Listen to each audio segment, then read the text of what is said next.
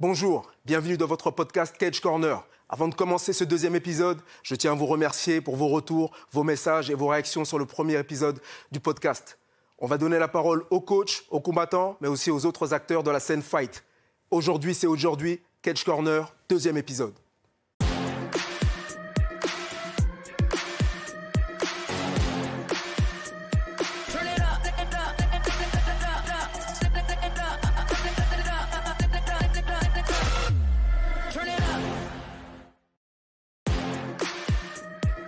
Aujourd'hui, pour ce deuxième épisode, j'ai avec moi le boxeur de l'équipe. Il sera champion du monde avant la sortie de GTA, Bilal Chkitou. Bilal, comment ça va? Ouais, t'es en forme? Tu vas voir que Nickel. Le soliste de l'équipe, champion du monde IBBJF, champion aussi du Brasileiro Brésil, Freddy Leletala. Comment ça va? Ouais, toi? Nickel. Notre invité à quelques jours de ce combat à l'UFC, le Jaguar, William Gomis. Will, en forme? Et toi? Tout va bien, merci.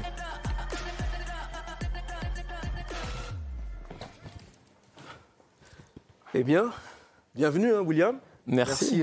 Merci d'avoir accepté l'invitation. Avec plaisir. Vous connaissez peut-être Bilal et Freddy. Bien sûr. Donc, tout va bien? Tout va bien. À quelques jours là, du combat tant attendu, l'UFC Paris. C'est un peu chez toi, hein? C'est la Merci, maison, là. hein. C'est la maison. C'est la maison. J'étais là à tous les UFC Paris, donc on continue d'être là et on va continuer de performer. Et c'est quoi l'importance pour toi de performer, d'être présent là, en tout cas à l'UFC Paris? L'importance pour moi, c'est déjà que c'est ma carrière. De base, j'ai tout donné, j'ai tout sacrifié pour ça. Et bien sûr, faire plaisir à mon public. Quand on est à la maison, il faut faire plaisir au peuple. Très important, très important. Ouais. Le combat et l'atmosphère, l'ambiance, tout ce qui va se passer à Bercy, il y a un truc en particulier que tu affectionnes, justement, dans le fait d'être présent là. J'ai eu plusieurs accueils à Bercy. Ouais. Donc il y a l'accueil habituel que j'ai eu plusieurs fois à Bercy, où c'est le feu, j'entends les gradins, ça tape, je suis stressé parce que je sais que là ça va être le moment. Mais bon, quand ça s'ouvre et que je vois le public, le stress redescend et ça y est, je vais à la guerre. Et j'ai eu la fois dernière avec Brito où par contre, là j'ai rien entendu. Ouais. Le public était silencieux, il pensait que j'allais mourir ici. Et donc je suis arrivé, mais ça va, j'ai réussi à les réveiller et c'était le feu aussi. Donc ça me fait toujours plaisir d'être à Bercy. C'est vrai que contre Brito, beaucoup avaient vendu. Personne n'aurait parié, je dirais, sa maison sur toi. Parce que ça, c'est devenu un peu ta punchline. Il fallait parier la maison. Ouais. Contre Brito, c'était, je ne sais pas si vous voyez un peu qui est Brito, c'était un peu le méchant, celui qui devait te terrasser, te battre ici à domicile.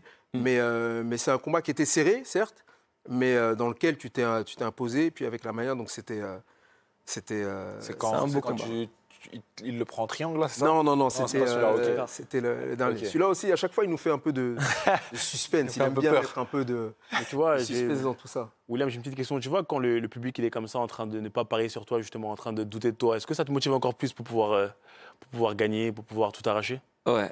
La phrase que je dis, que je me dis et je me répète dans ma tête et devant mon miroir, c'est « on va voir ». Tu vois, quand c'est comme ça, c'est « on va voir Ouais. ». Vous ne croyez pas? On va voir maintenant. On va Ok. voir. Mais Tu pour vois, apprendre un peu à... Excuse-moi, je t'ai coupé. Hein. Mais pour apprendre à te connaître, on a la tradition, entre guillemets, on a un portrait chinois. Un portrait chinois, je ne sais pas si tu vois un peu... ce que C'est-à-dire? c'est. On a des questions, des petites questions. Alors, pour commencer, voilà, si tu étais... Allez, une émotion. Moi, je te sens assez émotif quand je te vois combattre, et surtout lors de tes speeches de fin, les interviews de fin. Et si tu avais une émotion, laquelle serais-tu? Elle est totalement contradictoire avec mon visage, mais mon émotion, c'est la rage. C'est étonnant, hein. Ouais. Parce que quand on te voit, tu as l'air gentil, on a envie de venir te voir, tu vois, contrairement peut-être à Bilal, c'est le méchant dans les films. Ah ouais, je suis gentil. Toi, tu vois, c'est lui le méchant de l'histoire. Mais la rage, Ouais, je dirais que la rage me définit bien. Elle m'a toujours défini depuis plus jeune âge. et ça vient d'où? Ça vient d'où? Je dirais que c'est assez familial. On paraît tous hyper gentils dans la famille, mais je sais pas, il y a une rage avec laquelle on est né et qui fait que pas dépasser les limites. Une rage positive, en gros. Ouais, je dirais qu'elle est positive parce que à part ça, dans le reste du temps, je reste positif. Oui, bien sûr. Je reste positif. Mais tu sais, comme à la maison, on dit, il y a deux Will. Ouais. Il y a le Will qui sourit et il y a l'autre et on ne veut pas voir l'autre. Et c'est celui que tu présentes à tes adversaires ou c'est... C'est celui que je présente à mes adversaires, mais le plus dur pour moi, ça a été de le canaliser. Ouais. C'est-à-dire que de savoir quand est-ce qu'il faut attaquer, quand est-ce qu'il faut se défendre, parce qu'au départ, c'était que attaquer. Ensuite, c'est devenu que défendre parce que je canalisais trop. Et là, je pense avoir maintenant la maîtrise de moi-même pour savoir quand il faut faire les choses. Et tu vois, j'ai une question. Est-ce que tu penses que c'est à force, par exemple, de perdre aussi des combats que tu... Tu sais, souvent, nous, on a cette phrase de « on perd pas, on apprend », cette phrase un peu toute faite. Mais est-ce que je trouve que cette phrase, elle est réelle dans le sens où est-ce que c'est certaines défaites qui t'ont permis, OK, je vais ajuster peut-être un peu plus de rage, peut-être un peu plus de calme, qui te fait trouver le juste milieu? Oui, je suis d'accord. Après, il y a même des défaites en amateur ou quand je faisais d'autres sports de combat qui m'ont appris ça. Je pense à mes championnats du monde de Sanda où je suis arrivé, carrément, on dirait que j'arrivais comme un fou. J'arrivais en courant, je criais. Et quand je regarde ça, je me dis, mais il est fou celui-là, tu vois, et c'est moi. Et du coup, je saute sur mon adversaire, mais lui, il utilise sa tête, donc tu vois qu'à la fin, il gagne au point, parce qu'il y a des techniques en Sanda où tu peux sortir l'autre du ring et tout ça. Bref, il gagne au point. Et tu le vois, lui, amocher, mais au final, c'est lui qui a gagné.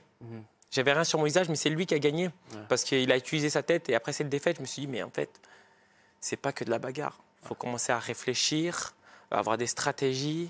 Et c'est tout ça qui te construit aussi. C'est bien sûr, t'apprends encore plus quand tu perds que quand tu gagnes en vrai. C'est vrai.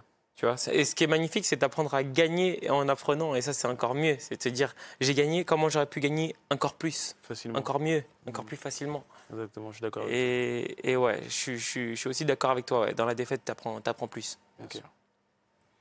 Si tu avais été un livre, Si j'aurais été un livre, je dirais que j'aurais été Le Pouvoir. le pouvoir, le livre Power, là, avec Power, ouais. les 48 lois du pouvoir, c'est ça? Non. Le pouvoir, alors Pardon, je modifie parce que moi je l'appelle Le Pouvoir, mais en fait Ouais. ça s'appelle Le Secret. Le secret, d'accord. Voilà, Ok. Le Secret de Émilie Rose. Ouais, je vois. Et en fait, ça te dit que, tu vois, malgré, c'est contradictoire, tu vois, encore une fois, je dis que mon émotion c'est la rage, mais à côté de ça, je mets beaucoup d'énergie positive. Et le livre d'Émilie Rose, en fait, c'est un livre qui te dit « pense bien, tout ira bien ». En gros, plus tu es positif, plus tu crois en ce que tu fais, plus tu te crois capable d'avoir ce que tu veux, plus tu le désires, plus tu le ressens, plus tu es capable de l'avoir, plus tu l'attires à toi. En fait, c'est un livre sur le pouvoir de l'attraction. Et je pense que Dieu a fait que l'humain puisse réfléchir, imaginer et penser aussi pour pouvoir créer sa réalité. C'est-à-dire qu'on souvent on dit on fait les causes. C'est-à-dire qu'on choisit ce qu'on fait, mais on choisit aussi ce qu'on pense en vrai. Donc tout ce que tu vas penser de positif, tu peux l'attirer à toi. Si tu imagines un jour avoir une ceinture que personne ne pense que tu puisses avoir, tu l'auras un jour. Quand j'avais 16 ans et que je disais à mes potes, les gars, je serai à l'UFC un jour, alors que je venais de commencer les sports de combat, je dis, t'es barjot, toi, déjà t'es au Havre, il n'y a personne ici, il n'y a pas de coach MMA. Qu'est-ce que tu racontes? Et pourtant, à chaque fois que je soufflais ma bougie d'anniversaire, je les regardais et je leur disais, les gars, un jour je serai à l'UFC. Et j'ai une vidéo encore il y a 4 ans, je leur dis la même chose, ils me filment, je dis pareil, je serai à l'UFC, les gars, retenez bien ça. Et maintenant, j'y suis. Et je pense que je l'ai attiré à moi, pas que par la pensée, aussi par le travail. Mais je pense que ça fait partie des choses qu'il faut. Je pense justement, je suis d'accord avec toi, parce que je pense que le fait de se dire juste à soi, même si c'est, comme tu dis, ça commence par un rêve, mais le fait de se le répéter, en fait, ça devient comme un objectif dans notre tête. Ça veut dire que quand on se lève, on pense à ça. Ah, aujourd'hui, j'ai pas envie de m'entraîner. Ah oui, mais sauf que moi, il faut que je sois à l'UFC. Du coup, je vais aller m'entraîner. Ah, j'ai pas envie de faire ma diète, mais il faut que je sois à l'UFC. Du coup, cette phrase que tu dis, peut-être qu'elle a commencé par un rêve, en fait, ça commence maintenant à être comme un objectif. Et quand tu as un objectif, tu vas te batailler pour l'atteindre, tu vois. Exactement. Et pour atteindre la cime des arbres, il faut viser les étoiles. Donc peut-être que même si tu te dis, j'arrive à l'UFC et que tu vas au PFL, ben, c'est aussi bien, dans tous les cas, tu vois. C'est une phrase de Rumi, qui est un poète, qui disait « Ce que tu cherches, te cherche aussi ». Et c'est assez puissant, je trouve, aussi comme phrase. C'est quelque chose qui t'a été reproché des fois. Je ne sais pas si Beaucoup. cette confiance en toi, le fait de dire « Ouais, bah, moi, je suis William Gomis et je vais faire quelque chose, vous allez voir Ouais. ». C'est vrai que culturellement parlant ou peut-être dans certaines mentalités, ce n'est pas quelque chose qui est facilement palpable. On prend souvent ça pour de l'arrogance et il t'a été reproché des fois d'être arrogant, on va dire le mot, arrogant. Qu'est-ce que tu as à dire aux gens, justement, qui pensent que tu es arrogant, sachant ce que tu viens d'expliquer maintenant? Ben écoute, tout le début de ma carrière, ça s'est beaucoup passé comme ça. C'est-à-dire qu'on disait, putain, Will, il parle trop par rapport à ce qu'il fait, Will, machin. Mais Will, il y est. Will, il y arrive. Et le truc, c'est que c'est difficile en France d'avoir des objectifs et les dire à voix haute. Alors que, je l'ai déjà dit, hein, quand je suis aux États-Unis et que je dis, je veux faire ça, je vais faire ça, les gars, ils disent, ouais, vas-y. Vas-y, tu continues de croire en toi, vas-y, machin, tu vois. Alors qu'ici, on va dire, ouais, même le journaliste, il va me dire, ah bon, ah, ok, c'est très français, tu vois. Et je suis né ici et pourtant, je suis né avec cette mentalité complètement différente. Je ne sais pas si c'est inné, mais en tout cas, je suis né avec la mentalité de me dire, tout ce que je veux faire, je peux le faire. Et c'est comme ça que ça se passe et c'est comme ça que ça se passera toujours. Ouais, tu le prouves Maintenant, encore. ça plaît pas, c'est pas grave. Mais moi, ce que j'aimerais, un de mes objectifs aussi, c'est d'ajouter cette mentalité peut-être pas dans le pays, mais dans tous les fans de MMA qui regarderont et qui comprendront que si on veut quelque chose, on peut l'avoir, même si c'est pas du MMA qu'ils veulent faire, tu vois. Ouais. Et de toute façon, la réalité est que ça va être vu comme de l'arrogance tant que tu n'as pas prouvé ce que tu as dit. C'est ça. Parce qu'aujourd'hui, quand tu vois par exemple un combattant comme Khabib qui dit je peux prendre Eddie Alvarez, Nate Diaz le même soir, juste donnez-moi de l'eau, personne ne dit rien. Ouais. Parce que Khabib a prouvé qu'il peut le faire. Tant que tu n'as pas encore prouvé, bah, tu passes pour un fou. Mais une fois que tu as prouvé, tu passes pour un génie. Ouais, c'est clair. C'est ça. Donc, tout simplement. C'est pas faux, hein. C'est pas faux.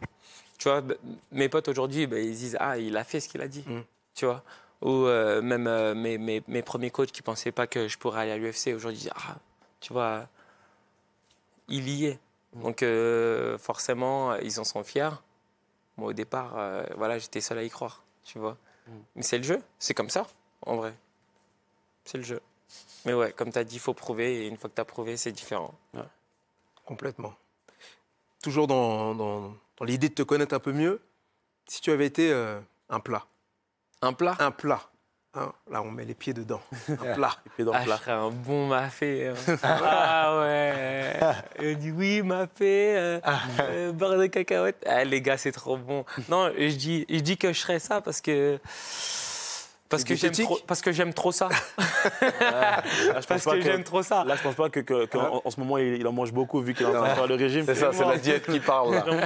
C'est la diète, là. Il faut se dire les choses. Le mafé, Non, le mafé, c'est incroyable. un vrai plat. J'ai un ami à qui je lui ai fait goûter. Il m'a dit, ah, c'est ça, le riz sauce sneakers. Je dis, non, tu respectes pas la culture. Mais ouais, mafé, pourtant, c'est pas un plat sénégalo-gambien ou de la Guinée-Bissau. Bon, Où il y a une version... quand même, hein. Si, mafé, Quand même. Sénégal, beaucoup. Ouais, sénégalais quand même. Beaucoup, D'accord. beaucoup. Ah, Ma si. mère, elle en fait, ma grand-mère, elle Mais en le fait. mafé, c'est sénégalais, hein, c'est pas malien. Hein. Pardon. Le mafé, Non, parce que... Pardon. le mafé, c'est pas malien. Non, mais parce que c'est un truc qu'on se dit Ouais, on se dit- souvent. Voilà. Ouais. Mais ça, faut savoir que ces deux peuples étaient ensemble à la C'est vrai, base. c'est ça. Voilà. Donc, on a beaucoup c'est de les mandingues. cultures Voilà. en commun. Donc, On va pas diviser tout. Voilà. On est tous ensemble. On va Mais rassembler, moi, vraiment. moi, je suis parti au Sénégal. Moi, je connais. Au Sénégal, Moi, je généralement parlant, on va te faire la promotion du tiep. Du tiep ou du assa, mais le Yassa. mafé, c'est sénégalais aussi. Très bien. Je te jure. Très bien. Ah c'est oui. les deux. On verra dans les commentaires ce que Voilà. veulent nous dire les gens. Moi, je veux C'est pour savoir. un débat, là. D'où vient le mafé? Dites-nous. D'où vient le mafé? T'ouvres un débat. Ah, mais c'est... Il y a des plats, non, il y a des plats comme ça, c'est iconique. C'est Ouais, clair ouais. que tu te récompenses des fois, après un cutting, après une victoire. Après le combat, ça mange c'est quoi? le mafé de la victoire. En fait, le truc, c'est que le mafé, c'est quand il y a ma mère. Donc, quand elle n'est pas là, j'aime bien les autres, hein, mais c'est celui-là que j'apprécie. Après le combat, ce qui est facile à faire, c'est vas-y, tu achètes des burgers ou des pizzas. Voilà, moi, ce que j'aime faire après le combat, je vous mens pas, c'est la viande. La viande. La viande. Un bon beefquette, un délire comme ça, la viande. Ouais. Je mange que du poisson pendant tout le truc, Ouais, c'est clair. du poulet, du blanc de poulet, machin. De poulet. De la vraie Ouais. viande. Bonne Bien viande. crasse. Il y a des gros mangeurs ici. Tu as l'air de manger quand Moi, même. beaucoup. Moi, après les combats, j'en ai fait quelques dingueries. Parce que souvent, nous, la différence entre les gars du MMA ou de la boxe, c'est que les compètes, elles s'enchaînent. Ouais. Et que nous, on est pesé le jour du combat. Ça veut dire que. Freddy fait du Ouais, le JB. jour. hein. Ouais. Ouais, du jiu-jitsu brésilien. Ouais. Et du coup, tu es pesé les jours du combat. Et parfois, par exemple, tu peux avoir. Je sais que l'année dernière, de janvier jusqu'à juin, j'ai eu une compétition tous les mois. Ça veut dire que j'ai dû passer 6 mois, franchement, sous alimentation, tu vois. Et c'est super dur parce que ça s'enchaîne. Ça s'enchaîne. Et du coup, ça rend le truc très, très difficile parce qu'en fait, tu peux jamais manger à ta faim. Ouais. Du coup, le seul moment où, après le combat, tu as une seule journée où tu peux manger à ta faim, tu fais des trucs de fou. Et c'est là que viennent les troubles du comportement alimentaire. Et franchement, je ne suis pas le pire parce que je réussis quand même à rester sérieux. J'en ai vu des gens prendre 4-5 kilos en 2 jours. Tu vois, même s'il y a beaucoup de rétention d'eau. Mais des trucs de- En vrai, frérot, on est tous des gros mangeurs. Hein. Tous les combattants, Tous les combattants. on hein, aime tous. manger. Mais c'est pas de notre faute, c'est de la oui, faute des toi-même, régimes. dis-nous. C'est de la faute des régimes. C'est de la faute et de des diète. régimes. Mais toi-même, dis-nous. Ah, Malik. Mais attends, parce que là, il fait le. Bah oui. Toi-même, C'est toi le dis-nous. plus Moi, je expérimenté. peux pas C'est même toi qui as. donner des vestes un peu, hein, Ouais, parce t'as caché un peu. Non, mais ouais, non, moi je suis un gros mangeur. Il était émotif quand j'ai dit ma fée. Quand j'ai dit ma fée, il a fait. Non, Ah. le mafé, moi aussi, le mafé, c'est vraiment le plat, en tout cas mon plat, le plat africain que je préfère. Mafé bœuf. Parce que mafé poulet, Merci. pas trop dans ça. Mafé Merci. bœuf, on est d'accord. Voilà. Merci, monsieur. Lourd, lourd. J'aimerais savoir, maintenant qu'on te connaît un peu plus, est-ce qu'il y a des modèles, des personnes qui t'ont marqué dans ta carrière, dans ta vie? Vraiment, s'il y a 3 modèles qui ont eu un impact dans la vie de William. Bah écoute, il y en a eu pas mal quand même. Il y en a eu quelques-uns. Je dirais que le tout premier, quand je remonte à mon enfance, le tout premier qui m'a marqué vraiment, c'est Ronaldinho. Tu vois, tout ce qu'il faisait dans son sport, Ouais. c'était le meilleur. C'était magnifique. Ce qu'il faisait, c'est de l'art. Limite, j'ai pas envie de faire l'ancien en disant ça, mais c'est limite un foot qu'on reverra sûrement jamais. Magnifique. Je te coupe. Ronaldinho ou Neymar? Ronaldinho, Ah, pour moi, voilà. tu vois, c'est- Merci. Merci, Bien parce sûr. que c'est un gros débat là. Ouais, J'ai c'est des le potes débat là, du ils me moment. disent Neymar, je sais pas Non, pour quoi. moi, c'est un autre niveau. Pour Ronaldinho, moi, c'est- le ballon, il faisait partie de son pied. C'est pour ça que tu souris tout le temps en fait, t'es comme C'est Ronaldinho. Ronaldinho. C'est le Ronaldinho du MMA. Je te jure, non, c'était magnifique. Et le deuxième, c'est une fois que je suis passé à l'athlétisme, tu sais, j'ai fait de l'athlétisme aussi, beaucoup. C'était Usain Bolt. Et tu vois, tout ce qui, c'était le meilleur. Il a marqué, Ouais. il a marqué. Il a son marqué temps. l'histoire Ah ouais, et avec ils une ont le facilité. sourire aussi. Il s'arrêtait avant même la limite, avant même la ligne. Il pour te regarde regarder les derrière comme autres ça, et pleurer. Il y avait de l'arrogance, mais il y avait aussi le fait de, dans ses yeux, tu te dis, je peux tout faire. Et tu vois, il y a une phrase que Usain Bolt il disait en fait, et ça montre la confiance en lui, mais pas qu'une confiance qui sort de nulle part. C'est qu'il sait parce qu'il a travaillé. Il disait, qui que tu sois, dans les 10 derniers mètres, tu me rattraperas pas, tu vois. Ouais. Et cette phrase, moi, de Usain Bolt, tu sais, que je te promets, je l'ai entendue, j'étais petit quand j'ai entendu cette phrase. Mais elle est folle dans le sens où, en gros, il est tellement sûr de lui, tu vois, que quand il reste 10 mètres, tu vois, Usain Bolt, il regarde toujours derrière lui pour voir qui y a. Ouais. Parce qu'il sait que quand il est devant toi et qu'il reste 10 mètres, tu vas pas C'est revenir. mort. Et C'est mort. franchement, ça, c'est vrai que c'est un modèle. C'est un modèle. Très, très bon modèle. Et, Merci, ouais. et dis-toi, il a travaillé des années pour courir 9 secondes. Tu vois, ce mec-là, c'est la folie. L'athlète, tu en as fait combien de temps? Parce que là, on parle d'un combattant de l'UFC. Ouais, c'est vrai. La Champions League des sports de combat. Mais avant ça, William, c'est un athlète, athlétisme. Ouais, je dirais de mes 13 à 16. Ouais. 13 à 16. C'est Du sprint du décathlon. Ok, Ouais, décathlon. D'ailleurs, les j'ai une 10 question épreuves. pour vous, les gars. C'est quoi les 10 épreuves du décathlon? Waouh. On va voir aujourd'hui qui Les est. 10 épreuves, il y a 10 Il épreuves. y a 10 épreuves, ouais, le décathlon, 10 épreuves. Moi, je sais, ne me demandez pas. De la course. Mais la Quelle course? Quelle course? Ah, ok. Marathon. Non, pas marathon. Ah, c'est Oh, bien bah, que tu vas mais c'était pour rigoler. Bah, il était pas loin, il y a une course de Il y a fond. le 100 mètres, il y a 100 mètres. Il y a une petite course de fond. Il y a le 100 mètres, oui. Oui. Il y a le 400, une, il y a deux, le 800. Il commence à dérailler. Il y a le 3x500. Il y a le 1500, non?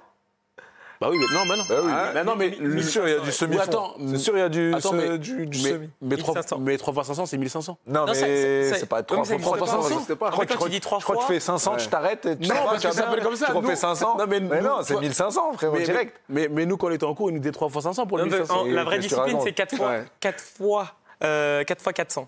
Parce Ah, qu'en fait, quatre le fois tour de piste, il fait 400 en vrai. Ouais, bah oui, C'est exactement. juste, il nous carottait à l'école. Attends, moi, je suis dans le jeu, là. Ah, il est dans le jeu. Ah, il en a. Je suis dans le jeu à fond. T'en as 3. J'en ai 4. Il y en a 3, il y en a 3. Non, je suis à 4, là. J'ai 4 bonnes Non. réponses. T'en as 3. J'ai dit le 100, Ouais, le 400. ouais. Ouais, le 800, ouais, c'est vrai que le 800, c'était pas Non, bon. c'était pas bon. J'ai dit 1500. Ouais, c'est bon, 3. Ça fait 3. Il y a le 5000.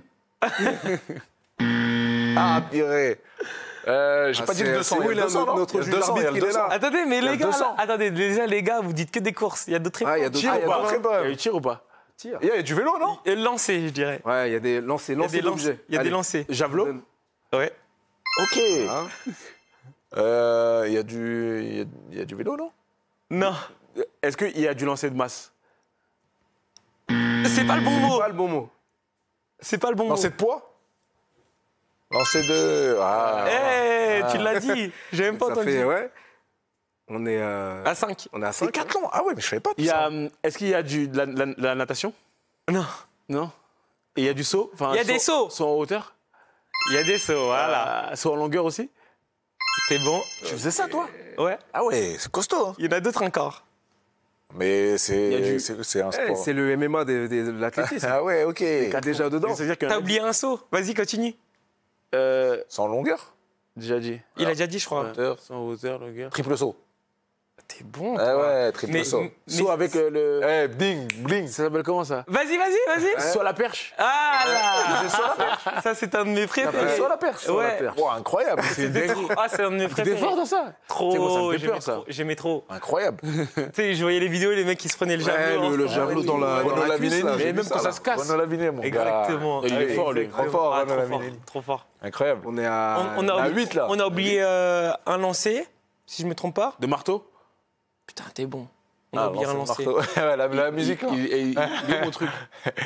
Il le bip. Ils sont en train de chercher, Ils sont si pas c'est sûrs, ils valide. sont pas Ouais, sûrs. Ils sont pas sûrs. rangés. Il manque. Lancer de marteau.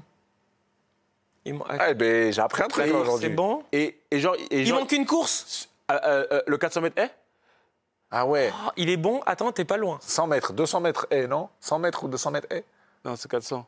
Ah oui, je vais pas vous dire, mais 300 Non, c'est 100 ou 200 mètres. C'est 100 mètres, Non, ils trouveront jamais. 100 mètres est, c'est trop court. 700 mètres est Rajouter une petite Si je dis pas unité. n'importe quoi, ça fait bien longtemps. mais 450. Non. Non, si je dis Non, pas dans les n'importe quoi, 100. c'était il y a pas longtemps, mais c'était 110 mètres. 110 Ah ouais, mètres. 110 mètres, bah oui. 110 mètres. Ah, là, ils le mettent, là. On est bon, hein, On normalement. a tout on est dit, bon. ouais. Ok, incroyable, tu faisais ça. Mais moi, je vous ai fait un petit geste tout à l'heure, personne ne m'a calculé. C'était quoi C'est quoi, c'est Didi Exactement, donc, ça fait partie des lancers. Ah oui, on a manqué un lancer, ouais, Ah ouais, voilà. c'est le disque. Donc là, ça Voilà, fait 10. là, on a nos 10. manquait un on a nos lancer. 10 épreuves. Ah ça, c'est en fait, c'est à l'école. À l'école, on a fait ça Ouais. quand on était plus jeunes, quand on a tout fait, On a nos tout ça, 10 mais... épreuves, le Et dé- le disque aussi. Et je tiens à préciser que j'en ai trouvé 6 sur 10. Après, pas... T'es bon. Voilà, donc mais c'est intéressant, justement. Souvent, on dit que lorsqu'on a fait du sport étant jeune, étant plus petit, on a des facilités après pour Ouais, mais là- d'autres Et disciplines. là, il passe du tout au tout, frérot. Il passe de Ça du reste décathlon à... T'as jamais pris de coup de ta vie, tu vois Alors, ça reste Ah. un exercice physique avec de la technique. Et je Comment pense- est-ce que le lancer, tout ce qui est lancé, tout ça, et c'est tu sais, je hyper pense technique. aussi le fait, tu vois, de faire beaucoup de sprints, parce que moi, je prends mon exemple, j'ai joué beaucoup au foot avant. Oui. C'est vrai que comme tous les autres, j'ai pas fait du jiu-jitsu pendant longtemps, mais ça m'aide sur beaucoup de choses, sur Bien sûr. l'équilibre, quand on veut me ramener au sol, sur les jambes, sur Ouais, être plus les dur, appuis, tout sur ça. les appuis. Ouais. Franchement, ça, peut-être que c'est même mieux de commencer par ça pour C'est ensuite vrai, bien sûr. Tout ce qui aller est en coordination MMA. aussi, tout ça. Ouais. Mais la transition, comment elle s'est faite et comment, je sais pas, mais tes parents ou ta famille a réagi parce que là, tu passes du tout au tout en vrai. En fait, c'était à une course, je crois que c'est pour une qualif pour les France, une qualif. Je me blesse. Ok. Aux 100 mètres, je me blesse. Et à partir de là, déprimé, parce que c'était mon rêve. Voilà, tu connais, j'étais à fond au Usain Bolt, c'était mon rêve. Et j'ai un pote qui m'amène dans sa salle de boxe. Et j'adhère. J'aimais bien la bagarre, je me battais souvent. Bon, pas pour des raisons machin, tu vois. Et je me battais souvent et du coup, il m'amène dans cette salle et j'avais pas cette douleur que j'avais à l'arrière de la cuisse, parce que c'était que quand je courais. Et dès le premier entraînement, je sens que je suis bon. Ok. C'est-à-dire que j'ai des aptitudes pour ça, j'ai des aptitudes pour la bagarre. Mais j'aimais ça et en plus de ça, j'avais déjà de la famille dedans. Ok, d'accord. Donc ça m'intéressait déjà avant ça. Quand je regardais Greg Ouais. Waben qui combattait, je Ouais, bah oui. kiffais déjà, tu vois. Ouais. Donc à partir de là, j'ai commencé à me mettre à fond dedans. J'ai fait des compétitions assez vite, je crois, au bout de quelques mois. Et je suis monté super vite. En un an, j'étais déjà, je crois, en équipe de France en Sanda. Après, en 2 ans, j'étais au championnat du monde, j'ai perdu. Et en 3 ans, j'ai fait champion d'Europe. Et ta famille, elle a réagi comment Ben, avant que je devienne champion de France, ils ne le savaient pas. C'est-à-dire que j'ai fait ça en cachette. Et une fois que je suis devenu champion de France, donc j'étais dans les journaux de la ville au Havre, là j'ai commencé à le dire. C'était grillé, tu vois. Ils ne voulaient pas au début, mais bon, mon père, ça va, mais ma mère, non, elle n'était pas pour... La maman, c'est compliqué. La maman, c'est compliqué, les soirs de combat, tu connais. Ça, c'est sûr. Ton visage, tu sais comment c'est. Bah oui. T'es obligé. Et du coup, voilà, ça s'est passé comme ça. Hein. Et Greg, ça a été un de tes modèles, du coup Oui. Dans ce Oui, sport. j'avais pas fini encore, mais ouais, après ça a été mon oncle Greg parce que je regardais tous ses combats. Et ce que je kiffais, tu sais, c'est les combats où il combattait en Russie. Ah, mais ça, c'était... Et tu sais, le genou sauté, qu'il met là. Ah ouais. Ok, bah d'ailleurs, je pense qu'il a un petit mot pour toi. On a Des récupéré un connexions message, qu'il a fait. incroyable. Un message de Greg. Willy, on est derrière toi, toute la famille est derrière toi. Depuis toujours, tu t'es toujours accroché à ton rêve. Moi, j'ai mis ma maison là. J'ai mis ma maison. Va au bout du truc. Let's go. Tonton Greg. Greg Et Babel. ouais. Et ouais. Et de chez nous, hein. Ouais, de chez nous. Moi, j'ai commencé le MMA Alexandre, avec... ouais, t'as c'est à cause de lui que j'ai commencé le MMA. Ah d'ailleurs. ouais, toi On était aussi en vacances en Thaïlande. Ouais. Moi, je faisais de la boxe anglaise et tout. Et 2003, on est à la plage, comme ça, on est en train de se chiffonner et je me fais laver dans le sable et tout. Là, je vois la tâche. Je dis, c'est quoi ça? Et on fait du MMA et tout. Ouais, je sais, je vois, vous mettez les tapis, vous roulez par terre, c'est ça? Ok, moi aussi, je vais faire ça. Moi aussi, je vais faire ça. Si c'est ça, moi aussi, je fais. Ah, c'est comme ça que ça a commencé, hein. Vraiment. Ok. Vraiment, vraiment. Je savais même pas. Voilà, tu vois, bah, maintenant, tu sais. Anecdote. C'est ton oncle, Voilà. là. C'est ça. Ok, incroyable. Anecdote incroyable. Anecdote incroyable. Mais ouais, je le regardais et je me disais, au bout d'un moment, je me suis dit, vas-y, moi aussi, je veux faire ça, tu vois. Et C'est que j'ai qui le plus touché, fort, ouais. maintenant Il est toujours plus fort. Il est toujours plus fort que moi. Il m'apprend encore. Il m'aide sur des détails que je dirais pas maintenant, bien sûr. Non, il a un On style verra au combat. particulier Et je trouve vraiment que ce qu'il fait, Mm.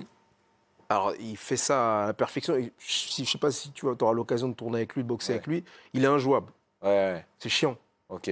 C'est très chiant. Non, mais je suis Et, d'accord. et si tu peux avoir ce style-là, après c'est particulier, mais c'est son truc, c'est vraiment particulier. Ouais. Non, j'ai mon style à moi, mais tous les détails que lui m'apporte de son style, je prends. C'est-à-dire que je prends tout ce qui m'intéresse moi, et il sait ce qui m'intéresse. Et je prends, et ça rend mon style à moi plus efficace. Voilà, j'ai pu le voir au dernier sparring où il était à côté de moi et il me disait des détails. Et j'ai vu une différence tout de suite, tu vois, par rapport à un sparring avec qui on se battait bien d'habitude. Ben là, j'ai pu prendre Le dessus un peu. le dessus clairement. Alors on va pas se faire de sparring, mais on va voir à quel point tu es fort. Je sais pas si tu connais ce petit... Cette machine. Alors, je vais commencer avec Freddy parce que... Freddy, ça doit être le plus fort. Freddy, ça va être le plus fort. ouais, Les c'est gars du JGB, là, quand ils vous attrapent, ouais. regarde les mains. Regarde, Tu peux voir un regarde peu ses les mains. là. Regarde les mains. Ah, les mains. Montre-nous tes mains, là. Waouh. des problèmes au Regarde, doigt, regarde. des Ah entorses. là là, Dinguerie. Et des entorses au doigt. attraper Beaucoup, j'en ai là et là. Ouais, ça se C'est voit. pour Le grip. le grip incroyable. Le grip de Freddy. Il va y avoir Faut que je fasse 150. quoi? Faut que je tire? Ouais, tu serres fort. Je serre le plus fort possible. Ouais, allez, pendant 10 secondes, même pas. Ouais. Attends, il s'est éteint. T'as éteint la Moi, machine. j'aimerais bien voir les résultats de la première émission, parce que là, je sais que j'ai progressé. Là. C'est vrai? J'étais blessé. T'as fait combien? La première fois, j'étais blessé. Ça, c'était un truc que je faisais à la rééducation. Et t'as Je sais fait pas, combien? J'avais fait peut-être 40, je crois. 40. Et Dinguerie. là, je crois que je vais faire 50. Mais c'est quoi un bon score, ça? Ouais, c'est quoi un bon score? Toi, Je crois que c'est au-dessus de toi, 45. c'est 60. tu vois. C'est au-dessus de 50. Toi, c'est je pense. 60. Toi, Moi, ton- je vous ton conseille poids pas. et tout. Moi, j'aurais mettre. dit Je 70. vous conseille pas de mettre Allez. la maison sur moi. Si. Wow. Ah, relâche pour voir. 73. Ah là, Ah, t'as vu hein. Tu vois? dans les 70, c'est ça. Il a dit. Moi, j'ai dit 70. Purée. 73, c'est. Allez. Bon, je suis gaucher, mais je vais faire dans main droite, parce qu'à gauche. Mais je suis sûr que je peux faire plus. Je me suis pas lâché là. 54, 8. Ça progresse. Ouais, ça progresse, mais. Attends, On est à 0. on va laisser le mot de la fin à Will. Oh, regardez comment il presse ça. 55, c'est ça, en plus j'ai le mal au pouce. Ah, on est pareil, Malik. Allez, De la droite, la gauche blessée. vas-y. Ah, je peux pas voir le score que t'as fait? 55. Ok.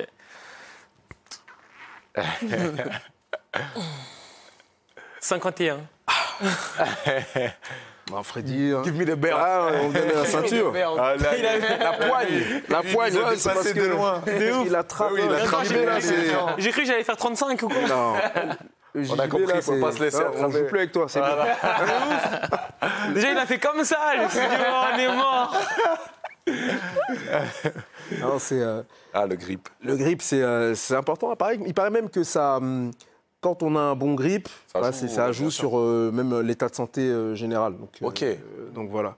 Toi, comment tu te sens là à allez, quelques jours du combat, un ancien du KSW et voilà, à Paris. Donc c'est quoi le mindset? Le mindset, c'est tuer. Ouais, c'est tuer parce que ça fait la 4e fois que je vais être à Paris. Un seul finish, pas comme je le voudrais. Mhm. Maintenant, là, on est sur un combat où l'adversaire voudra sûrement la lutte, mais va sûrement tester la boxe d'abord. Et c'est à ce moment-là que je dois saisir mon opportunité. Oh. Après, ça viendra quand ça viendra. Je reviens sur la boxe parce que je te vois souvent t'entraîner chez Samake, chez Bakary, avec Issa. Ouais. Donc je sais que tu travailles sérieusement là-bas. Et qu'est-ce que ça t'a apporté de travailler avec Issa, de tourner un peu là-bas en anglaise?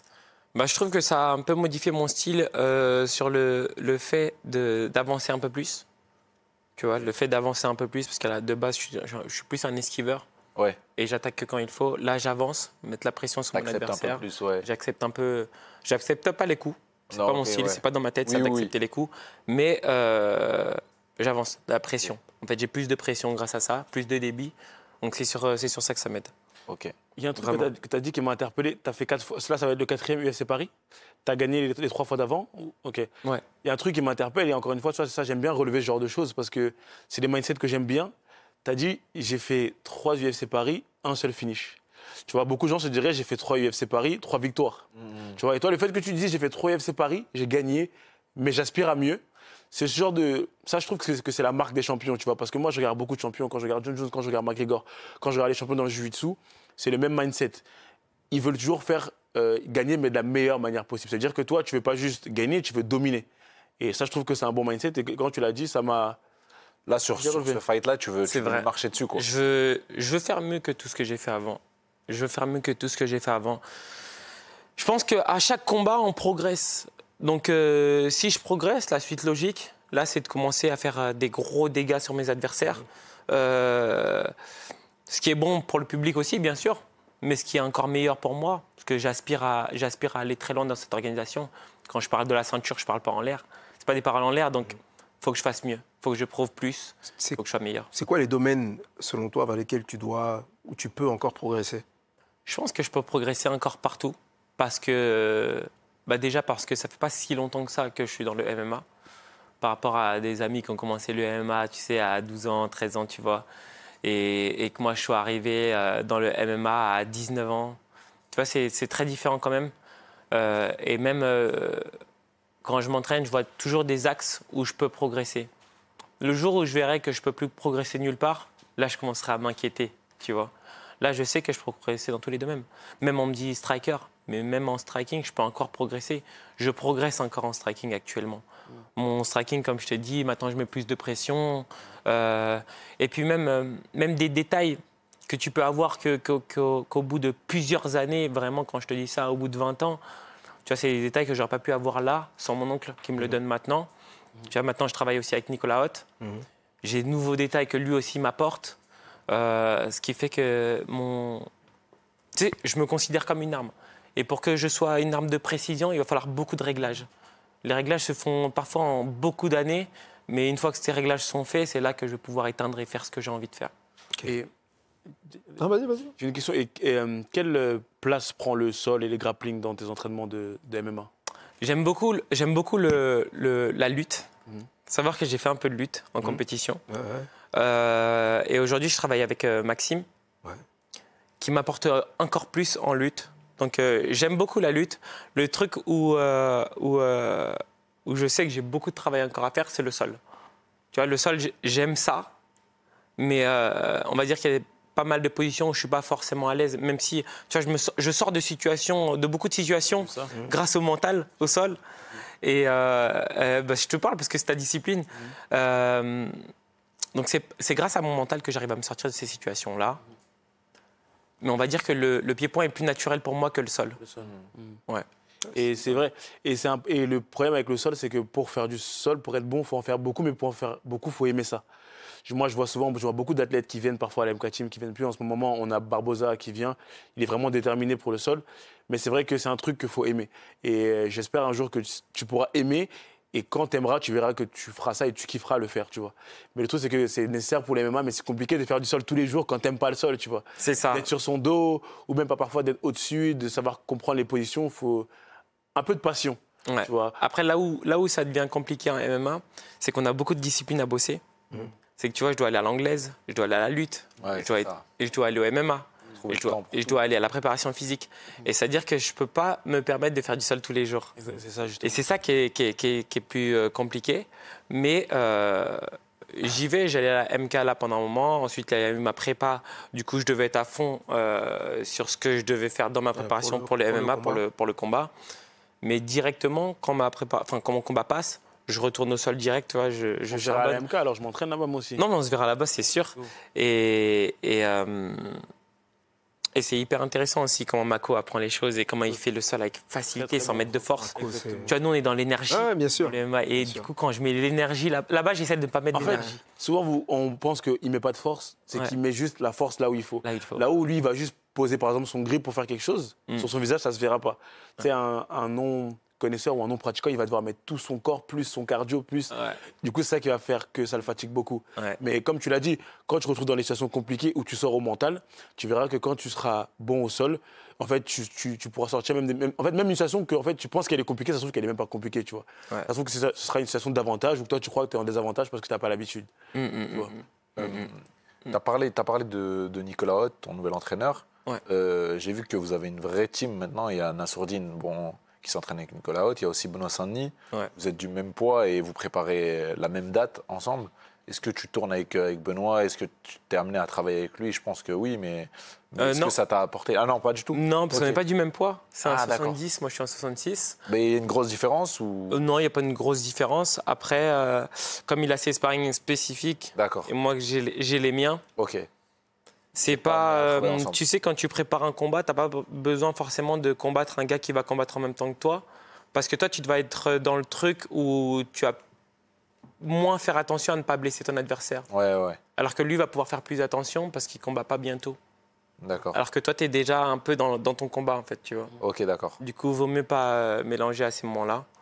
Mais sinon, ouais, Oui, ma c'est team différent. est... C'est différent de nous, en fait. Nous, en anglaise, on a tendance à travailler ensemble. Si Ouais. on va préparer la même date, ben, on va boxer ensemble, tu vois, on va se parer ensemble, tout ça. Ouais, Vous, c'est différent, ouais. Parce que c'est vrai que vous, il y a plus de risques de blessure. c'est ça, parce qu'il y a la lutte, le sol, Et ouais, du coup, toutes vous- les positions. Vous avez des sparring attitrés, c'est ça?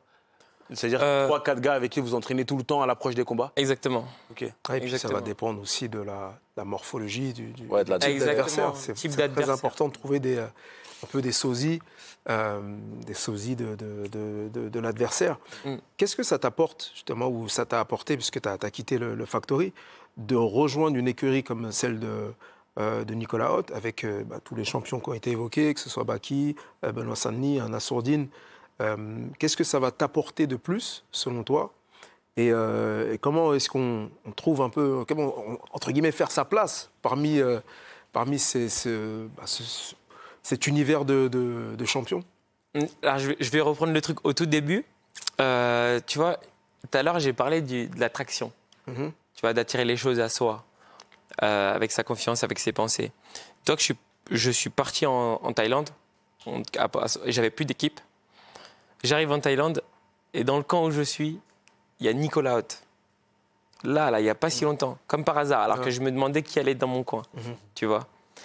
Et là, je vois Nicolas Haute, je vois Benoît Saint-Denis, et je les vois tous là. Il y a mon coach de lutte qui est là en plus avec eux. Et je me dis, mais c'est pas un hasard. Et on s'entraîne ensemble et je vois comment Nicolas Haute parle. Je trouve que ça colle hyper bien avec moi. Je vois qu'il est précis dans ce qu'il dit, qu'il est passionné. Enfin, je vois toutes les qualités que j'aime chez un coach. Donc, on sympathise et on se dit qu'on se verra à Paris. Et j'y suis allé et j'ai kiffé. Et quand je suis arrivé, ce que j'ai ressenti, ce que ça m'a apporté beaucoup, c'est que j'ai ressenti un nouveau souffle. Parce que du coup, j'ai fait un moment sans coach. Et quand tu es sans coach et sans... C'est un peu... t'es pas sans boussole parce que tu sais où tu vas, mais tu as quand même un coach fait partie de cette boussole parce qu'il va te dire où aller, quoi travailler, comment, tes défauts si tu les vois pas forcément, tu vois. Et du coup, sa passion a fait que j'ai beaucoup plus j'ai beaucoup plus de je sais pas si ça se dit, mais bonne direction à prendre dans mon MMA. C'est-à-dire que Ça t'offre des nouvelles pistes de travail. Les réglages qu'il fait font que mon MMA, je sens qu'il devient de plus en plus efficace. D'accord. Voilà ce que ça m'apporte. J'ai un MMA plus efficace et je le sens. À chaque entraînement, je le sens, tu vois. Il y a des entraînements qui sont moins bien que d'autres, forcément. Mais il y a des choses que je fais là que j'ai jamais fait, tu vois. Ok. Très intéressant. Ouais, franchement, tu es avec lui, tu sens qu'il est passionné. En plus, c'est un gars cool, sympa. Mais ce qu'il faut faire, il faut le faire, tu vois. C'est ça que je vois un peu de Nicolas Roth, c'est que j'ai l'impression que c'est quelqu'un qui étudie beaucoup. Ouais. J'ai l'impression qu'il étudie même pas que ses combattants, il étudie aussi les adversaires de ses combattants pour pouvoir même prendre des choses. J'ai l'impression qu'il prend un peu des trucs de tout le monde, que ce soit dans son coaching ou alors dans la manière de te dire oui, toi, il faut que tu fasses ça, il faut que tu fasses ça. Peut-être qu'il va prendre un truc chez l'adversaire qui fait bien pour te dire toi, il faut que tu commences à faire ça. J'ai l'impression que Nicolas Roth, il est un peu comme ça. Je l'ai vu quelques fois à l'AMK, on s'entraînait un peu avec Nassour avant qu'il fasse son avant-dernier combat. Et en fait, j'ai remarqué en fait, la précision dans ce qu'il dit, c'est vrai. Il dit des choses qui sont précises. Et je trouve que franchement, ça facilite le combattant. Ça facilite énormément le combattant. Complètement. Il a tout résumé. T'es avec lui, t'as l'impression que t'es à l'école. T'es là, t'es en train de réviser. Professeur Hott. Ouais, tu révises ta bagarre. Super. Donc c'est bien. Il y a beaucoup de pistes, là aussi des pistes de travail. Ton adversaire, hein, pour revenir un peu sur l'actualité, a une défaite. Cette défaite, elle est contre Saladin Parnasse. Je ne sais pas quelles sont tes relations là aujourd'hui avec Saladin, mais est-ce que tu as pris contact avec lui? Est-ce que tu lui as dit, bon Saladin, je vais affronter un gars que tu as pris? Comment est-ce que tu l'as senti? Pas encore. Pas encore? Pas encore envoyé de message. Je pense que ça ne saurait tarder, mais bon, il le sait déjà de toute façon. Après, Saladin, je le connais bien. J'ai regardé son combat. Parce que je me suis entraîné pendant longtemps avec Saladin. Et du coup, j'ai regardé quand même le combat, comment c'était déroulé avec lui. Ouais. Donc, j'ai pris pas mal de choses de lui. D'informations là-dessus. En vrai, même sans qu'il me le dise, je sais pas mal d'informations. Tu vois, son combat m'a apporté beaucoup d'informations. Donc, rien pour ça, je le remercie déjà. Et ça en dit long aussi sur mon adversaire. Sa seule défaite, c'est Saladin. Saladin, c'est un très gros combattant. Ouais. Donc, je vais le prendre très au sérieux, mon adversaire. Je vais le prendre très, très au sérieux. Je sais sur quoi il est bon, je sais sur quoi il est moins bon, mais c'est un adversaire qui n'est pas à prendre à la légère. Vous faites partie d'une génération spéciale, j'ai envie de dire, que ce soit toi, Saladin, ou je vais prendre Morgan aussi. Premièrement parce que vous avez commencé plus ou moins ensemble, vous êtes affrontés aussi. Est-ce que tu pourrais me donner un classement? Saladin, je dis dans le désordre, Saladin, William, Morgan, lequel est le... De tous les trois? Ouais, de tous les trois. Entre nous trois. Ouais, un classement entre nous trois. On va se mouiller la nuque, on va tous y aller. Qu'est-ce que je vais te dire? Moi, je pense Premier, savoir. deuxième, troisième, Voilà. William, et après les autres. Moi. Voilà, tu vois. J'ai dit moi encore. Vous avez vu quand j'ai parlé chez RMC, quand j'ai dit moi, les gens ouais. il dit moi. Moi aussi, je me Après, j'ai souviens, gagné, c'est pour plus ça. personne n'a rien dit. C'est ça, je me souviens. C'est pour ça que j'ai parlé de ça au début. L'arrogance, entre guillemets. Donc je me mettrai numéro 1. D'accord. Saladin numéro 2, pardon, et Morgan numéro 3. Mais je dirais que ces trois-là, dans notre catégorie, je dirais qu'on est les meilleurs en France. Les meilleurs en France. Le message est passé en tout cas. S'il y en a qui prétendent être les meilleurs 66, voilà, le top a été donné là par Will. Après, Saladin, il n'est plus en 66. Monté. Il est monté, ouais. ouais. Il a même été chercher. Dans les 66, ce serait moi, Morgan, et qui d'autre? Yves Landu. Ouais, j'allais dire Yves ou Azael, du coup. Yves et Azael aussi, Ouais. oui, et c'est vrai. Donc, putain, on a beaucoup de 66 en vrai en France. Hein. Ils sont affrontés. Ils se sont affrontés, dernièrement, ils ont fait une belle guerre. Ouais, c'était un très beau combat. Très beau combat, ouais. Yves qui s'entraîne en Thaïlande. D'ailleurs, big up si tu m'entends. Yves, you know. Yves Landu, you know. C'est pour moi aussi l'un des meilleurs combattants. Tu as entraîné aussi avec Yves pendant. Bien sûr, pendant longtemps. Pendant longtemps. Ouais, Ouais, grave. ancien. Ah oui. Ouais. Il a une manière de combattre aussi Spectaculaire. très spectaculaire, très Je pense que- spéciale. Je pense que c'est son côté breakdance un peu. Ouais, c'est ça, il faisait du Aérien, breakdance, ouais. exactement. Ouais. C'est un athlète. Bah ouais. On a une petite rubrique qui, avec une question douce, une question piquante. Hein. Je suppose que tu connais. Ah, attends. Où est-ce qu'on a mis mon. Les boissons. Voilà, mon nectar. Alors, on commence par quoi? Bissap, hein. Alors, le bissap. Ok. Ah oui. Alors, où est-ce que tu te vois dans 2 ans? Ah, t'es obligé de prendre une gorgée et puis répondre après. Ah oui, d'accord. Voilà. Je vais boire un petit peu, hein. Vous n'allez pas me faire rater la pesée, les gars. T'inquiète, ça va, c'est pas. Elle est bon en plus, hein. Ah, écoute. c'est il est artificiel. excellent. Il est très bon. Écoute, La garde. je vais vous le peser, les autres, ils vont le prendre. Non, dans 2 ans, déjà, dans 2 ans, je me vois dans le top 10. Et je me vois en train de kiffer ma vie avec ma famille. Et voilà. Hein. Très important. Ouais, La toujours. famille, c'est quelque chose qui. C'est une source, en tout cas, de motivation aussi pour toi. Exactement. Je ne sais pas si tu vas en parler, mais. C'est une grande source de motivation. C'est mon énergie le matin quand je me réveille. Je dirais pas c'est tout. Il y a Dieu avant tout ça, mais la famille, c'est très important. Très important. Maintenant, la question gingembre. T'es obligé de prendre la petite. Une petite lichette. Ça va te faire transpirer comme Voilà. ça. Ouais. Pour le cutting, c'est bon. Grave. T'es obligé à. Bien bon aussi. Ouais, bien bon aussi.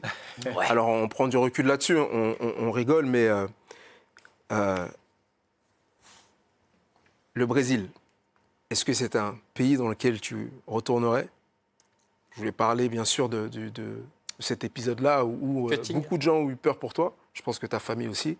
Ouais. Ce cutting-là, est-ce que tu veux nous reparler de ce qui s'est passé Alors, est-ce que je Peut-être retournerai Bilal, au toi, Brésil le cutting, c'est Bah, pas quelque chose que vous je l'ai pratiquez, dé- je l'ai mais dé- je l'ai je ne sais pas déjà si fait, vous avez mais pas- vu ces images-là. Je l'ai déjà fait, mais pas autant. Mais honnêtement, ouais, quand j'ai vu ça là, quand j'ai vu ça sur les réseaux sociaux, te connaissant et tout, ça me fait vraiment de la peine, tu vois, de te voir comme ça. Je me suis dit, oh purée, le pauvre et tout. Et voilà, tu vois, on est potes, on est frérots. Donc quand tu as ton frérot que tu vois que il souffre un peu et que ça va pas, bah ça fait mal. Mais voilà, je pense que tu en as tiré des leçons et en plus là maintenant, on va reparler de Nicolas Haute, mais Nicolas Haute de base c'est un diététicien, ça veut dire que sur le cutting, sur l'alimentation, il est hyper fort. Et je pense que aussi après il y a le côté aussi que, comme il a dit Malik, tu étais au Brésil, t'es pas chez toi, c'est compliqué hein, tout ça, ces paramètres là, tu vois. Ouais, très compliqué. Donc, au Brésil, oui, j'y retournerai. Oui, j'y retournerai avec plaisir. Maintenant, ce qui s'est passé là-bas, je trouve que c'était un enchaînement de mauvaises choses. Déjà, j'ai un traitement pour ma maladie qui jouait sur mes crampes au niveau du corps. Vous voyez que j'ai un petit décalage au niveau des yeux. Des fois, je force un peu. Et ce traitement en fait, a fait que les crampes d'estomac et tout ça sont venues très vite. Avant ça, j'étais malade. Je suis arrivé, j'étais malade. Donc, je vomissais, tout ça. Donc, plus les crampes, je vomissais encore plus. Ensuite vient le cutting, où je commence un cutting, je perds du poids. Mais une fois que je suis arrivé à mon poids, je continue continué. de vomir. Ça ne va pas du tout, je continue de vomir. Donc, c'est l'enchaînement de ces deux choses-là, bien sûr. Plus le cutting. Ce qui fait que, je ne sais plus, j'arrive à 64 kilos, je crois. 2 kilos en dessous de mon poids. Je n'avais jamais fait ce poids depuis très très longtemps. Et ensuite, bah, je suis déterminé, donc je veux continuer, je veux combattre quand même. Donc Ben qui est avec moi me dit j'appelle le médecin. Je lui dis non, ils vont annuler mon combat. Il me voit encore toujours dans le mal, alors qu'il essaie de me faire récupérer, de me faire boire. À Je ce vomis encore. moment-là, tu t'es pesé. À ce moment-là, je me suis pesé, ouais. À ce moment-là, il y a les images qu'on a vues, hein, c'est ça. Et Non, toi- à ce moment-là, je suis dans la chambre. Ah, t'es dans la chambre. Là, on n'était même pas encore en bas. Et toi, tu veux continuer le combat. Tu veux continuer. Moi, je veux et tu combattre aller quand même. combattre. Ouais, je veux combattre quand même. Là, Ben voit que je suis toujours pas bien, que j'arrive pas à boire. Cette fois-ci, il appelle le médecin. Le médecin vient avec une chaise. Il me ramène jusqu'à la pesée. Pendant qu'il m'amène, qu'il me trimballe dans l'hôtel, je vomis partout. Ah ouais. Je continue de vomir. Du coup, mon poids descend encore. Et puis, à un moment donné, enfin, dites-vous, je me rappelle même pas T'as même quand pas on se essayé de baladait manger dans un l'hôtel. truc, non? Non, je pouvais pas manger non plus. J'arrivais pas. Tout ce qui passait par ma bouche, je vomissais. Tu vomissais, ok. Ouais. Et du coup, on avance dans l'hôtel. Et moi, je vois noir. C'est-à-dire que je vois plus rien. Même la phase, là, je me rappelle plus. Wow. Je me rappelle même plus du fait qu'on soit parti vers la pesée. Et je sais juste au moment où on m'appelle, j'entends une voix lointaine, je suis toujours dans le brouillard. Et on me dit, voilà, on est à la pesée et tout, il va falloir que tu te lèves.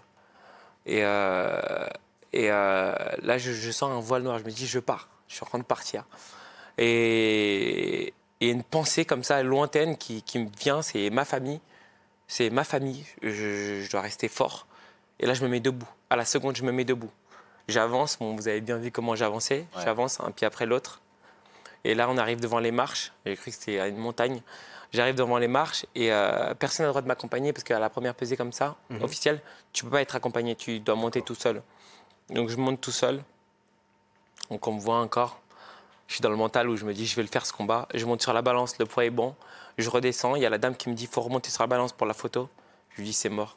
Et je pense que c'est ça qui a beaucoup choqué aussi ma famille parce que j'ai dit que je pouvais pas, tu vois. Et même le fait d'avoir fait comme ça, ouais. je sais pas, c'est instinctif. Genre, c'est mort, je peux pas. Et je repars derrière et je continue à être persuadé que je pourrai faire le combat.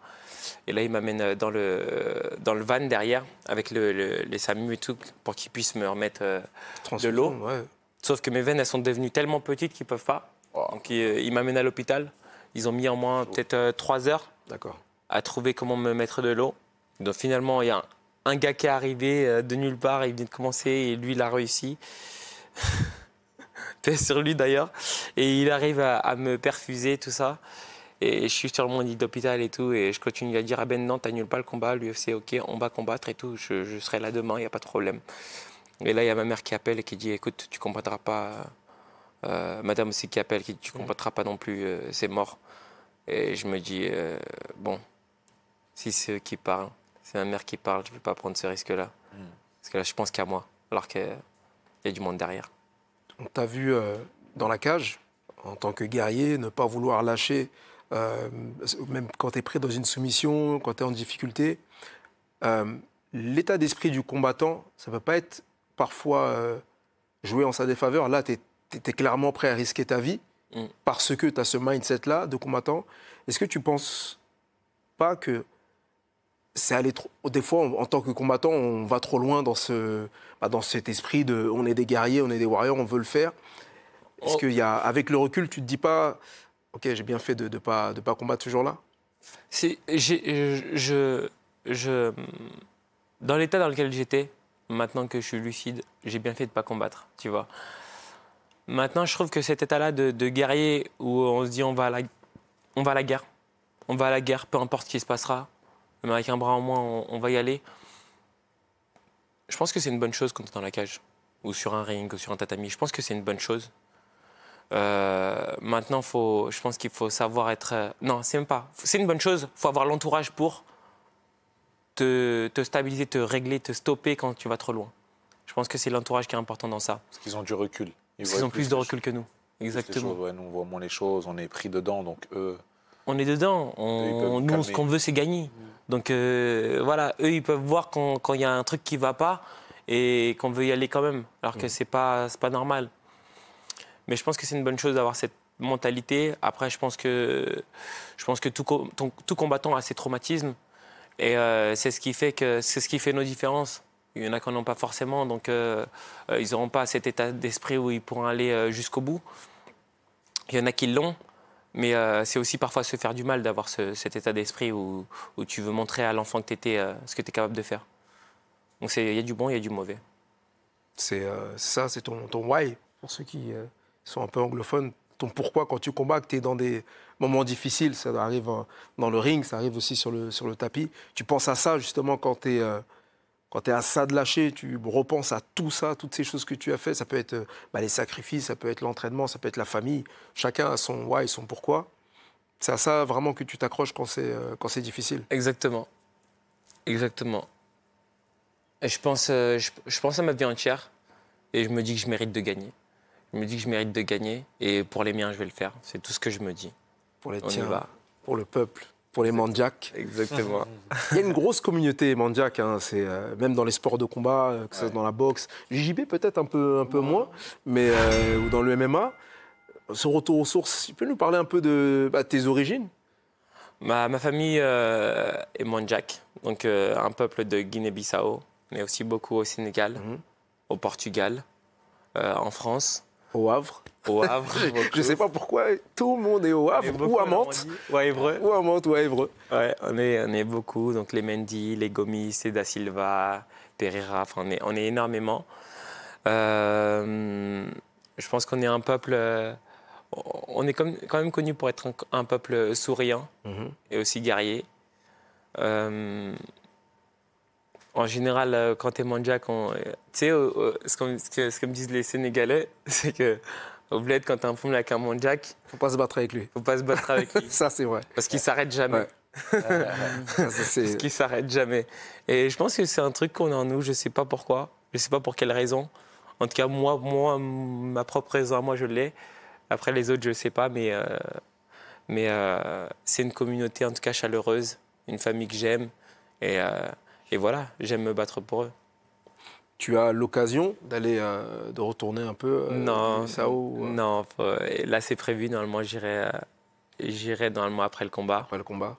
Et on découvrira plein de choses là-bas. C'est un voyage. Alors, je ne sais pas si tu as déjà été, mais c'est vrai que ce voyage un peu initiatique de retour aux sources, ça rajoute même aux combattants que tu peux être.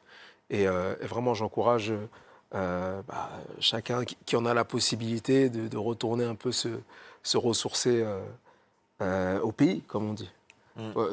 Tu es du Cameroun Exactement.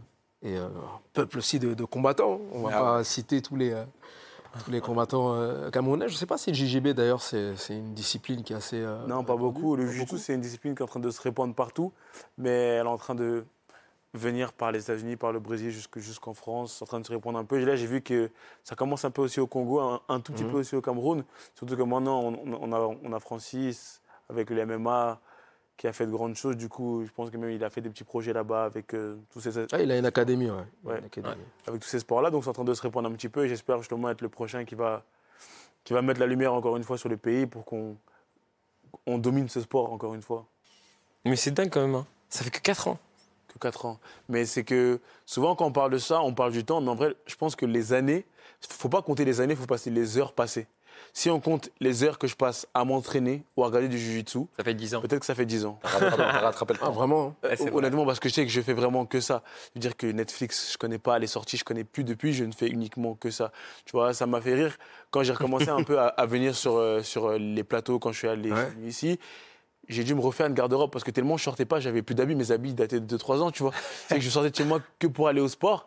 Et en fait, c'est comme ça que tu rattrapes le temps perdu Ouais, c'est vrai. en travaillant plus que les autres. Parce qu'il y en a peut-être qui en font depuis 10 ans, mais est-ce qu'ils sont aussi impliqués que toi C'est qui en clair. fait depuis peu de temps? C'est clair. En fait, C'est vrai. c'est que c'est les heures qu'il faut compter. C'est les heures. Les heures passées sur le tatami, à l'entraînement, comme tu dis, ça rattrape beaucoup de temps.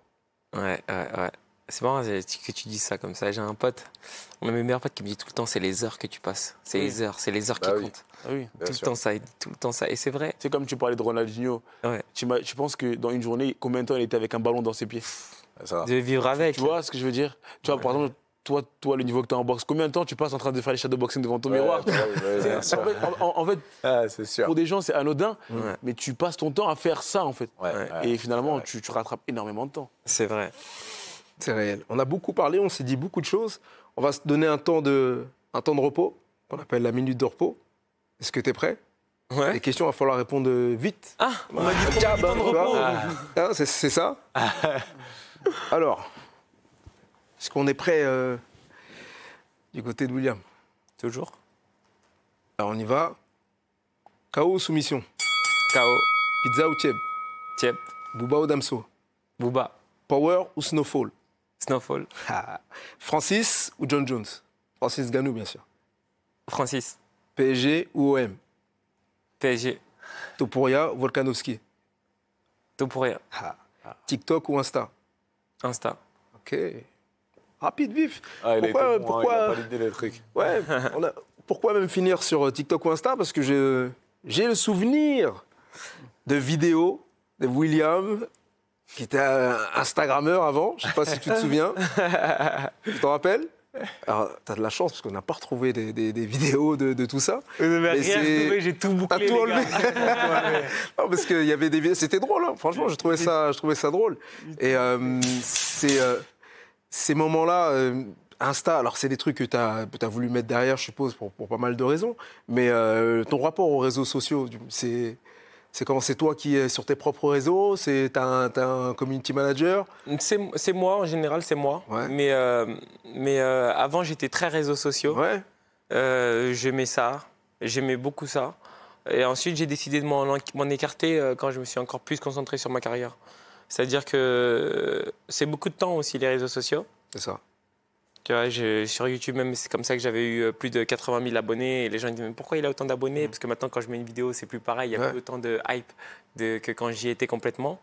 Et c'était même pas pour les combats que j'étais connu là-dedans. Bien sûr. Et je sais pas, j'ai voulu mettre ma carrière en avant, plus ma carrière que les réseaux sociaux. Et après, il a commencé à y avoir pas mal de commentaires, de trucs, et je me dis, pas que ça me pollue le cerveau. Parce que ça peut te décourager à force qu'on te dise non, tu peux pas, tu peux pas, tu peux pas. Alors que toi, tu es tout le temps en train de te dire je peux, je peux, je peux, je peux. Et quand on voit tu peux pas, tu peux pas, tu peux pas, ça peut jouer sur ton mental. Et je n'ai pas envie. L'impact des réseaux, c'est quelque chose qui est très important. Il y a beaucoup même de combattants qui estiment qu'ils peuvent pas percer dans leur sport ou ils perceront moins rapidement s'ils n'ont pas de présence sur les réseaux. Toi, Freddy, tu es assez présent, Bilal aussi. Quel est votre rapport par rapport à ça, justement? Pour moi qui fais du YouTube brésilien, je pense que les réseaux, c'est indispensable pour moi.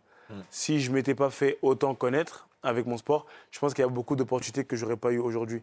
Donc je pense que quand on fait un sport comme le jiu-jitsu brésilien qui n'est pas encore, entre guillemets, démocratisé et que tout le monde ne connaît pas, on n'a limite pas le choix. C'est comme je dis souvent, c'est que la réalité, c'est que les réseaux sociaux, ça permet de te faire voir. Ça veut dire que même si tu fais de la pétanque et que tu sais rendre la pétanque divertissant, alors tu vas pouvoir gagner ta vie avec le sport que tu fais. Parce que contrairement au MMA où on la boxe, on n'est pas mis en avant. Encore moins en France. Et les critiques, comment tu gères ça? Comment tu gères les gens qui vont dire « Ah, t'es nul » ou de toute façon En fait, « Ah, tu tires la garde ». En fait, il ne faut même pas s'occuper de ça parce que la réalité, c'est que même si les gens, ils auront toujours un truc à dire. Ils vont dire que, OK, William n'ira jamais à l'UFC. Tu vas à l'UFC, OK, mais son prochain combat, il va perdre. Tu vas gagner, OK, il ne rentrera jamais dans le top 10. Tu vas rentrer, OK, mais il n'aura jamais la ceinture. Tu vas gagner la ceinture, OK, mais il n'aura pas de défense. Tu vois ce que je veux dire? C'est que toujours quelque chose. les gens parleront toujours. Donc en fait, il faut juste se concentrer sur ce que tu veux te prouver à toi-même. Est-ce que tu veux te prouver à toi-même que tu peux le faire? Alors écoute pas les gens et fais-le, tu vois. Mais si tu commences à vouloir prouver aux gens, tu seras très vite déçu parce que les gens, si quelqu'un ne veut pas te donner du crédit, il ne t'en donnera pas quoi que tu fasses, tu vois. C'est clair. Un vrai message. Totalement Freddy, hein. Je rejoins totalement Freddy sur ce qu'il dit. Déjà, l'importance de se mettre en avant quand on fait des sports peu médiatisés. La boxe, c'est vrai que c'est un peu plus médiatisé que le JJB, mais c'est quand même peu médiatisé. Le MMA, il y a beaucoup plus de hype, donc voilà. Mais on est obligé de se mettre en avant. On ne fait pas du foot où voilà, on joue tous les jours, donc tous les week-ends, il y a un match. Nous, un combat, c'est tous les 3-4 mois. Et après, sur les commentaires négatifs, je le rejoins aussi. Il ne faut pas calculer. Et quoi qu'il arrive, quand tu te mets en avant, forcément, bah, tu as affaire à des critiques. Si tu veux pas de critiques, tu fermes ta porte de chez toi, tu restes dans ta chambre et tu bouges pas, tu vois. Et aussi, il y a plus de commentaires positifs que négatifs. C'est juste que les négatifs, on les voit un peu plus, ça fait un peu plus de bruit. Mais... Et je vais rajouter un dernier truc. Tu me diras, William, est-ce que tu as déjà eu un mec en face de toi c'est ça. qui t'a déjà dit Exactement. William A ou B? Jamais. Moi, C'est nul. Jamais. C'est jamais. C'est ça, arrivé. tu vois, c'est qu'en regardant les réseaux, tu peux avoir l'impression, oh, mais les gens, ils m'aiment pas, mais en face de toi, jamais. Personne. Je vois que les gens qui m'aiment, comme par hasard. Soit Ouais. c'est des hypocrites, C'est ça. soit finalement, ils font comme s'ils m'aiment pas, mais le jour où ils me voient, ils sont contents, tu vois. ouais. Du coup, c'est pour ça qu'il faut même pas prêter attention à ça. Ouais, vrai, c'est vrai. c'est grave ça. Dans la vie de tous les jours, tu as beaucoup de commentaires positifs quand tu rencontres des gens, mais tu as zéro commentaire négatif. Zéro. En vrai, dans la zéro. réalité, tu vois. Zéro. Complètement. Mais je suis complètement d'accord avec ce qu'ils disent. Mais un commentaire négatif peut jouer sur un léger doute C'est vrai. sur ton esprit. Ça rejoint ce que tu as Je dit suis tout à l'heure. complètement d'accord. Hein. Mais un léger doute, je ne peux pas me permettre de l'avoir. Tu vois, un léger doute, je ne peux pas me permettre de l'avoir. Juste un ce que tu as fait là, c'est pas bien, ou juste un truc léger où tu es nul, je peux pas me permettre de l'avoir. Tu vois ce que je veux dire? Ah, tu veux te prémunir de Moi, tout ça. Moi, le seul truc que je regarde le matin, j'écoute un truc, un son qui me dit que des choses négatives, que des choses positives. Je me nourris que de bonnes choses. Tu sais, un de mes anciens coachs qui disait, c'était Cyril Diabaté, qui disait on a deux loups. Il y a le loup négatif et le loup positif en nous. Avant un combat, il vaut mieux avoir bien nourri son loup positif et que le loup négatif crève la dalle, tu vois. Parce qu'une fois qu'il n'est plus là, il reste que le positif, donc il ne te reste que de la force avec toi. Et c'est ça que je m'efforce de faire. Peu importe la négativité, même si elle est légère, même si je m'en fous un peu, même si je ne la vois pas en vrai, je veux que du positif dans ma vie. C'est une très belle chose. Et on a l'habitude de conclure, en tout cas, cette émission avec le Corner Choice. Et tu as Bilal, tu as Freddy, tu as moi. Tu dois aller en combat, là. Là, tu dois aller à Bercy, parce que c'est l'heure du combat. Tu dois faire ton coin, là. Tu dois choisir ton coin. Qui est-ce que tu emmènes avec toi? On doit se taper?